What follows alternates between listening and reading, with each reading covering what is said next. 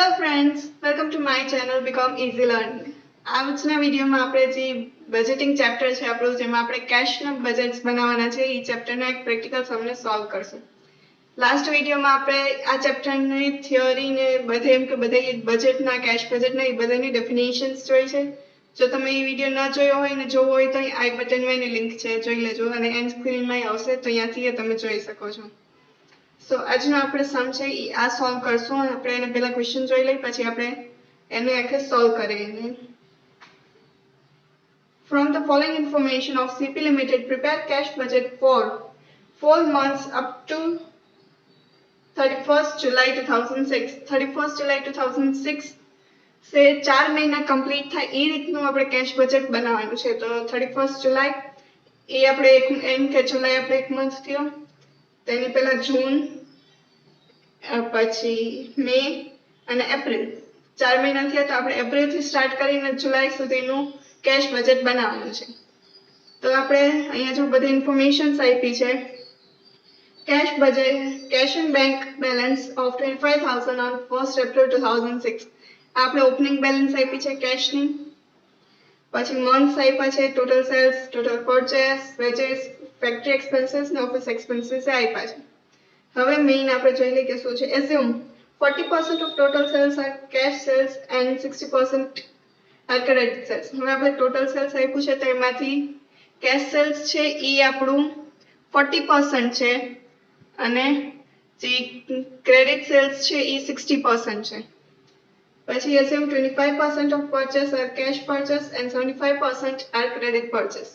Purchase માં બેયના percentage આપ્યા છે, ટોટલ છે આપણી ઘર અને બેયના percentage છે, કેશના અને ક્રેડિટના. 40% of credit sales are realized in the next month and the remaining are in the third month. આ બધાને આપણે વર્કિંગ કરી લઈશું એટલે આપણે બજેટ જે આપણે બનાવીએ તો ઈઝી પડે. The depreciation of ₹10,000 included in factory expenses. Factory expenses છે એમાં 10,000 નું જે છે ડેપ્રિસિએશન ઇન્ક્લુડ છે. ડેપ્રિસિએશન આમાં ના આવે કેમ કે આ કેશ બજેટ છે અને ડેપ્રિસિએશન આપણો કેશ એક્સપેન્સ નથી, એટલે ફેક્ટરી એક્સપેન્સીસમાંથી આપણે બધામાંથી આ 10,000 ને માઇનસ કરવા જોશે. The creditors are to be paid after 2 months.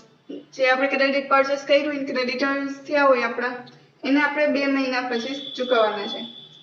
The payment of wages 1/2 month, factory expenses 1 month and office expenses 1/2 month. આની આપણે વર્કિંગ કરી લઈશું તો એ સરખી રીતે એક્સપ્લેન કરી દઈશું. The installment of ₹30,000 due in the month of July 2006. જુલાઈમાં આપણે ઇન્સ્ટોલમેન્ટ ડ્યુ થયું છે. The income due of ₹20,000 in the month of June 2006. જૂન 2006માં આપણે 20,000 ની એક ઇન્કમ ડ્યુ થઈ છે. હવે આપણે એક એકના વર્કિંગ કરી લઈને એના પછી જેમાં જરૂર પડે એની આપણે વર્કિંગ કરી લઈને એના પછી આપણે બજેટ બનાવી લઈશું, આપણું કેશ બજેટ. તો સૌથી પહેલું છે આપણું કલેક્શન ફ્રોમ, એટલે આપણે પહેલા જે આપ્યું છે કે ટોટલ સેલ્સમાંથી 40% છે કેશ સેલ્સ છે અને 60% ક્રેડિટ સેલ્સ છે. હવે આપણે ક્રેડિટ સેલ્સ કર્યું હોય તો આપણે ડેટર્સ પાસેથી પાછા કલેક્ટ કરવા પડે, તો આપણે એનું વર્કિંગ જોઈ લઈએ. Collection from ડેટર, working note 1, collection from ડેટર્સ. હવે જો ફેબ્રુઆરીમાં આપણે 3 લાખનું ટોટલ સેલ્સ હતું, તો 3 લાખ ઇન્ટુ 60% આપણે કીધું છે કે ક્રેડિટ સેલ્સ છે, બરાબર છે. તો 1,80,000 આપણું ક્રેડિટ સેલ્સ છે. હવે 1,80,000 ના એમાં આપણે શું કીધું છે, જો અહીંયા 40% of credit sales realise in the next month, એટલે કે સેલ આપણે જે મંથમાં કર્યું હોય એના પછીના મહિના આપણે 40% અમાઉન્ટ આપણી મળે છે. તો ફેબ્રુઆરીમાં આપણે સેલ કર્યું હોય તો ફેબ્રુઆરીમાં જે ક્રેડિટ સેલ્સ આવ્યું 1,80,000 એના આપણે જે 40% અમાઉન્ટ છે એ માર્ચમાં મળે, અને બીજું કીધું remaining in the third month, remaining એના પછીના મહિને મળે, એટલે એ રિમેનિંગ 60% આપણે એના પછીના મહિને, એટલે 1,80,000 ને આપણે જોઈએ તો ઇન્ટુ 40% છે 72,000 એ આપણે ફેબ્રુઆરીના પછીના નેક્સ્ટ મંથમાં એટલે કે માર્ચમાં મળશે. અને રિમેનિંગ જોઈએ આપણે 1,80,000 આથી આ 72,000 તમે માઇનસ કરી દો તો ચાલે. અહીંયાથી આ 100% તો એમાંથી 40 માઇનસ કરીને અહીંયા 60% કરો તો એ બેનો આન્સર સેમ જ આવે. ઇન્ટુ 60% આપણે કરીએ તો 1,08,000. એ હવે ઇન થર્ડ મંથમાં એટલે ફેબ્રુઆરીનો નહીં, માર્ચ નહીં, એના પછીના મહિનામાં એટલે કે એપ્રિલમાં આપણે મળે. બરાબર છે. હવે માર્ચમાં આપણું સેલ્સ છે એ 3,50,000 છે ટોટલ. હવે એના જો 60% કરીએ તો 3,50,000 ઇન્ટુ 60%, 2,10,000 આવ્યા. હવે એના 40% માર્ચનું છે એટલે એપ્રિલમાં મળે અને 60% આપણે મેમાં મળે. તો 2,10,000 ઇન્ટુ 40% એટલે 84,000 ને એમાંથી આપણે માઇનસ કરીએ નાખીએ તો 1,26,000 આપણે મેમાં ચૂકવવાના અને 84,000 એપ્રિલમાં આપણે મળશે. ચૂકવવાના નથી, ડેટર્સ છે એટલે આપણે પૈસા મળશે આવે એના. હવે એપ્રિલમાં સેલ્સ છે 4 લાખનો, તો 4 લાખ ઇન્ટુ 60%, 2,40,000 આવ્યા. એમાં એવી રીતે જ છે, એપ્રિલનું છે 40% અમાઉન્ટ એટલે 96,000. જો 2,40,000 ઇન્ટુ 40% એટલે 96,000 આપણે મેમાં મળશે અને 2,40,000 ઇન્ટુ 60% એટલે 1,44,000 એના પછીના મહિને એટલે કે જૂનમાં મળશે. હવે મેમાં ક્રેડિટ સેલ્સ આપ્યું છે 4,50,000, તો 4,50,000 ઇન્ટુ 60%, 2,70,000 આવ્યા. હવે 2,70,000 ના 40% આપણે મળશે જૂનમાં અને 60% જુલાઈમાં. તો ઇન્ટુ 40%, 1,08,000 જૂનમાં અને 2,70,000 ઇન્ટુ 60%, 1,62,000 મળશે આપણે જુલાઈમાં. બરાબર છે. હવે આપણે મે નું જોયું. હવે જૂનમાં 5 લાખ આપણું ટોટલ સેલ્સ છે,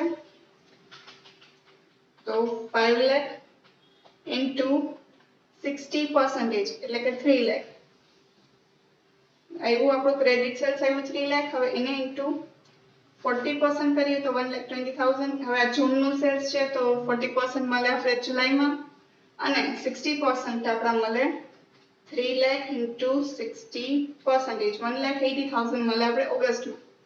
હવે આપણે જોઈએ અહીંયા જુલાઈની ઇન્ફોર્મેશન તો આપી છે, બટ આપણે બનાવવાનું છે 31 જુલાઈ સુધીનું જ બનાવવાનું છે કેશ બજેટ. અને હવે આપણે અહીંયા તો ઓગસ્ટ આવી ગયો એટલે ઓગસ્ટનું તો આપણે બનાવવાનું નથી. તો હવે આપણે આગળ વર્કિંગ ન કરીએ આ જુલાઈની તો હાલે, કેમ કે આપણે ખબર પડી ગઈ કે હવે આપણે અત્યારે જે સમ છે એમાં જે આપણે બજેટ બનાવવાનું છે એમાં હવે એના પછીનું કંઈ ઇન્ક્લુડ નહીં થાય. અહીંયા જુલાઈ સુધીનું અહીંયા કમ્પ્લીટ થઈ ગયું, જુલાઈ સુધીનું આપણે બનાવવાનું તો જુલાઈ સુધીનું આવી ગયું. જો કરી નાખીએ અહીંયા આગળ જુલાઈનું અહીંયા તો હાલે. હવે આવી રીતે કરવાનું કે જૂન છે, અહીંયા કેવું છે જૂન તો ક્રેડિટ સેલ્સ 60% ઓફ. અહીંયા જૂનમાં 5 લાખ છે, 5 લાખ. હવે જુલાઈમાં 5,50,000 હોય તો 5,50,000 લખીને એના 40% ને 60% કરીને એનું કરવું હોય તો કરાય, પણ આ ક્વેશ્ચનમાં આપણે જરૂર નથી ઈ કરવાની. બરાબર છે. હવે એના પછી આપણે આપ્યું છે કે જે પરચેસ છે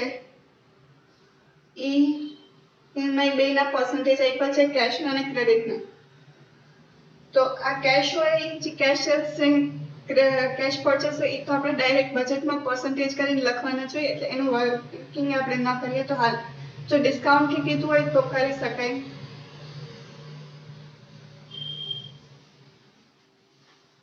એના પછી જો ફેક્ટરી ઓવરહેડ્સ છે તો એમાં 1 મંથની ક્રેડિટ કીધી. અહીંયા જો ડેપ્રિસિએશન છે ફેક્ટરી એક્સપેન્સીસમાં એ આપણે ત્યાં જ માઇનસ કરી નાખશું, બજેટ બનાવશું આપણે ત્યાં જ.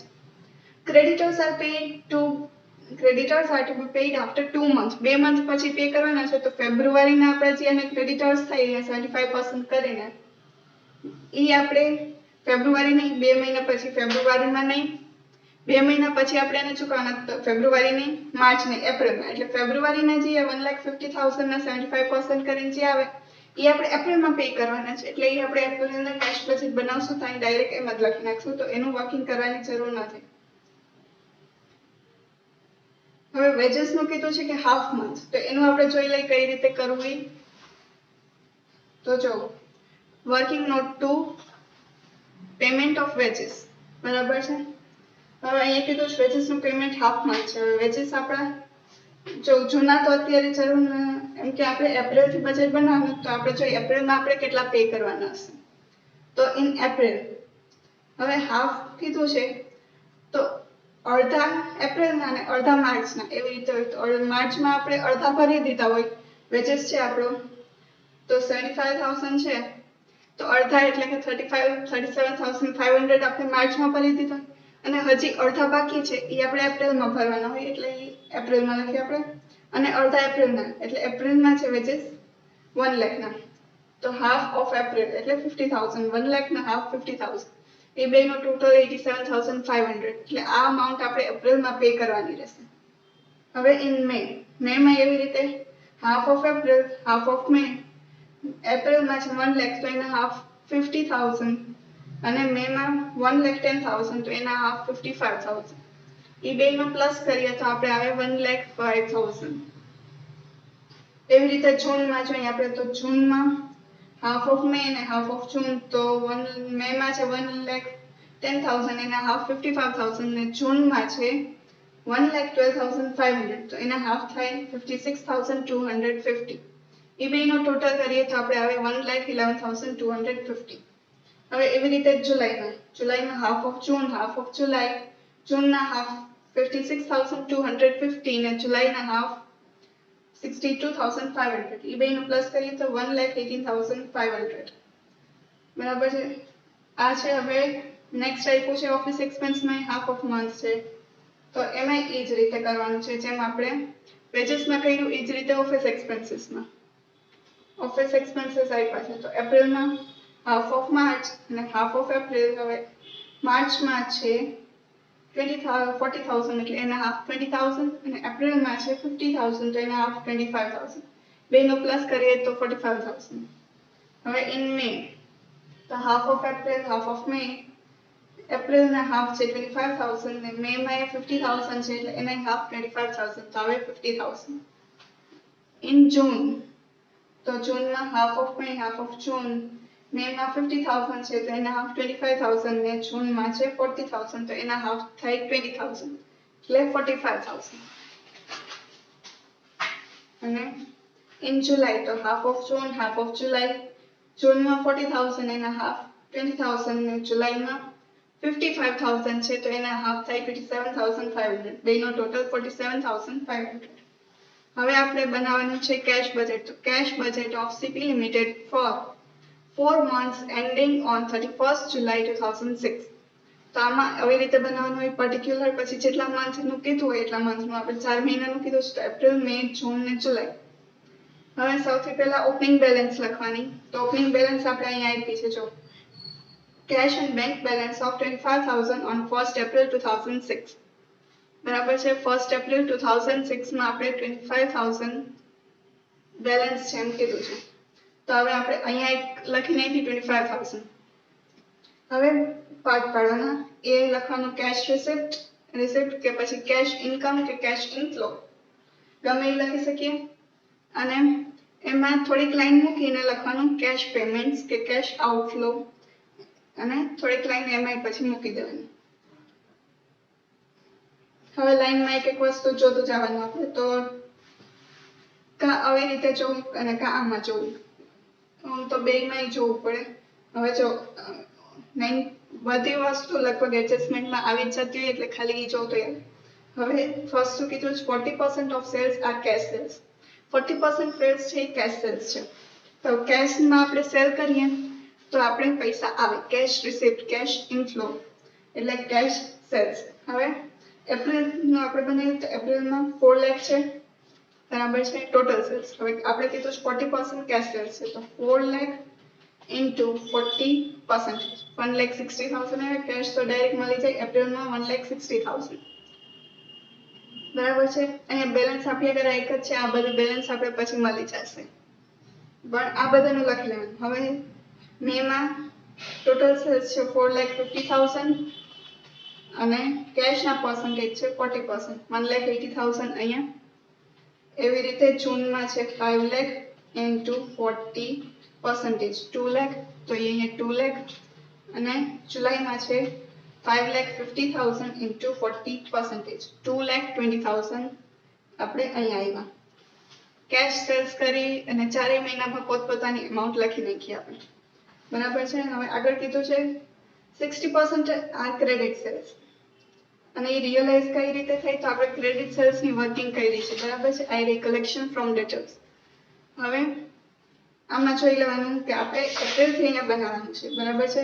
આપણે ડેટર્સ પાસેથી કલેક્ટ કરીએ તો કેશ રિસિપ્ટ થાય. કેશ આપણે બિઝનેસમાં આવે એટલે કેશ ઇનફ્લો, કેશ રિસિપ્ટમાં આવે કલેક્શન ફ્રોમ ડેટર્સ. બરાબર છે. તો હવે આપણે અહીંયા જો એપ્રિલમાં આપણે કેશ બજેટ બનાવ્યું છે. તો હવે એપ્રિલ મંથ જ્યાં જ્યાં આપ્યું હોય એની સામેની જે અમાઉન્ટ હોય એ બેનો પ્લસ કરવાનો. તો અહીંયા છે 1,08,000 અને અહીંયા છે 84,000. એ બેનો પ્લસ કર્યો 1,92,000 આવ્યો. એટલે આપણે અહીંયા લખી નાખ્યું 1,92,000. એવી જ રીતે એપ્રિલ પછી આપણે અહીંયા મે નું કરવાનું છે. તો મે અને મે 1,26,000 અને 96,000. 1,26,000 plus 96,000 આવ્યો 2,22,000. તો એ આપણે અહીંયા લખી નાખ્યું 2,22,000. બરાબર છે. હવે મે થઈ ગયું જૂન. જૂનમાં છે 1,44,000 અને 1,08,000. તો 1,44,000 plus 1,08,000 એટલે હવે 2,52,000. બરાબર છે. તો અહીંયા 2,52,000. હવે જૂન થઈ ગયું, જુલાઈ બાકી ગયું. જુલાઈમાં 1,62,000 ને 1,20,000. 1,62,000 plus 1,20,000 એટલે આવ્યું 2,82,000. તો અહીંયા આવી ગયું આપણું 2,82,000. બરાબર છે. આ વસ્તુ થઈ ગઈ. હવે આના પછી આપણે કીધું છે 25% of total purchase are cash purchase. હવે કેશમાં આપણે પરચેસ કર્યું હોય તો આપણે પૈસા દેવા પડે. આપણા પૈસા જાય આપણા બિઝનેસમાંથી. બરાબર છે. તો ટોટલ પરચેસ આપ્યું છે આપણે એપ્રિલમાં. કેશ પરચેસ હોય તો આપણે જે મહિનાનું હોય એ જ મહિનામાં પાછા પે કરવા પડે. બરાબર છે. તો કેશ પરચેસ એપ્રિલમાં ટોટલ છે 2,50,000 into 25%, 62,500. એટલે અહીંયા એવા આપણે 62,500. હવે મેમાં છે 3 લાખ into 25%, 75,000. તો અહીંયા એવા 75,000. જૂનમાં 3 લાખ છે તો એના 25% એટલે 75,000 આવ્યા. અને જુલાઈમાં છે 3,25,000 into 25%, 81 lakh to 81,250. તો અહીંયા aquí આપણા કેશ પરચેસ. હવે કીધું છે 75% આ ક્રેડિટ પરચેસ છે અને creditors have to B pad after 2 months. 2 મહિના પછી આપણે એને પે કરવાના છે. તો હવે એપ્રિલમાં આપણે પે કર્યા હોય તો એ 2 મહિના એની પહેલાના 2 મહિના ક્યાં થાય? એપ્રિલ નહીં, એની પહેલા માર્ચ નહીં, અને ફેબ્રુઆરીમાં આપણે પરચેસ કર્યું હોય ક્રેડિટમાં તો અહીંયા આપણે એપ્રિલમાં પે કરવાના થાય. તો ફેબ્રુઆરીમાં 1,50,000 છે ઇન્ટુ 75% કરી આપણે આવડે 1,12,500.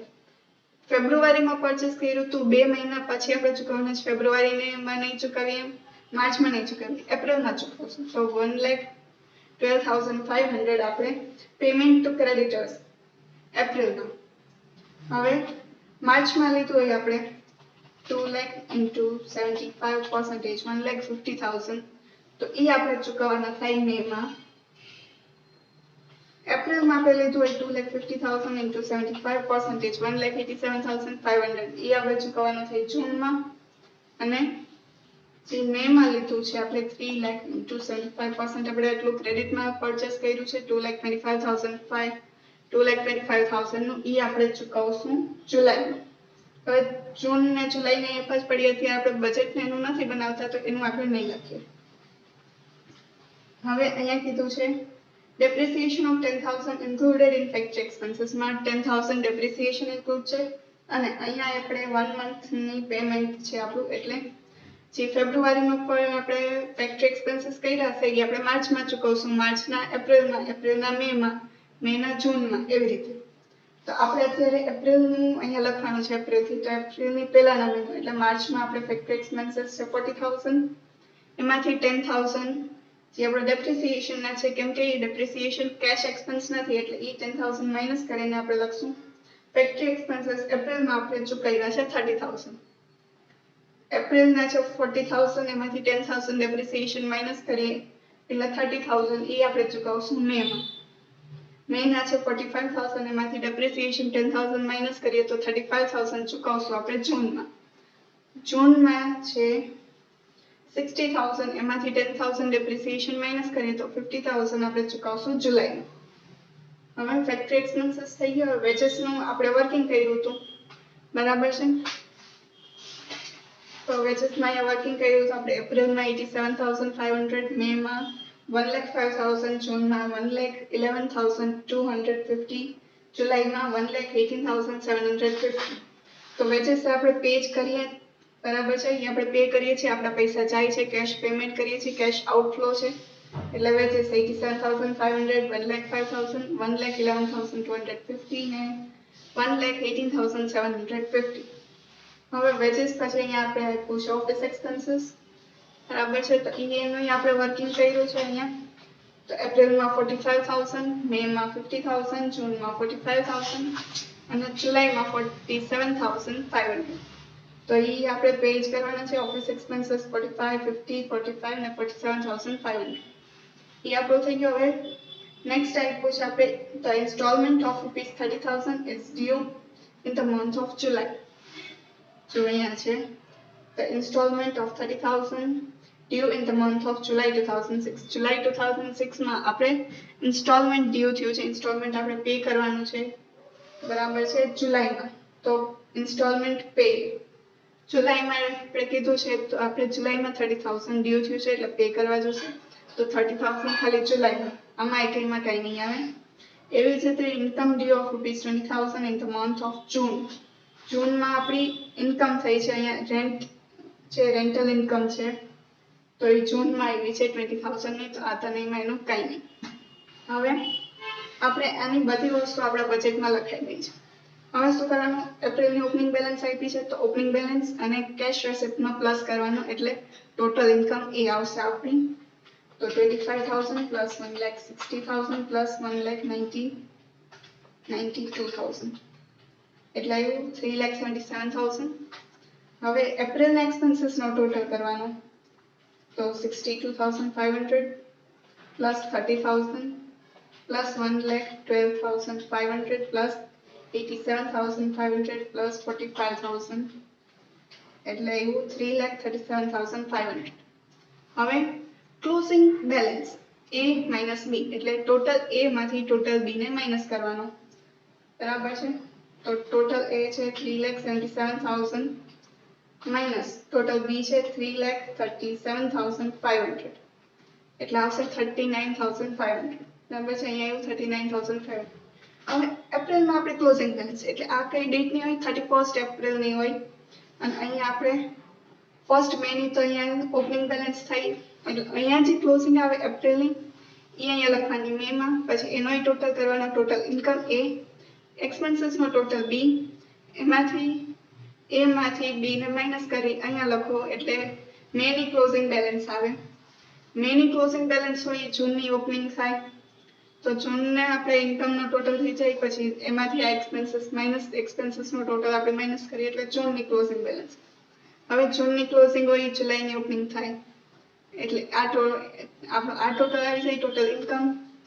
આપણે ટોટલ એક્સપેન્સીસ કરી લઈએ અને પછી ટોટલ A માંથી ટોટલ B માઇનસ કરી લઈએ એટલે આપણે આવે ક્લોઝિંગ બેલેન્સ. હવે ક્લોઝિંગ બેલેન્સ આ બ્રેકેટ એટલે કે માઇનસમાં છે, આપણા ઇન્કમ છે એ એક્સપેન્સીસ કરતાં ઓછા છે, આપણી ઇન્કમ એક્સપેન્સ કરતાં ઓછી છે. ઇન્કમનો ટોટલ આપણે આવ્યો છે 5,51,750 અને અહીંયા એક્સપેન્સીસનો ટોટલ છે 5,52,500. તો આપણી કેશ બેલેન્સ ઓછી થઈ ગઈ એટલે આ થયું આપણું OD, ઓવરડ્રાફ્ટ. ઓકે, તો આપણો આ સમ અહીંયા કમ્પ્લીટ થાય છે. તો કોઈને કંઈ પણ ડાઉટ હોય તો કમેન્ટ કરજો, કોઈ પણ સજેશન્સ હોય તો એ કમેન્ટ કરજો અને થેન્ક્સ ફોર વોચિંગ.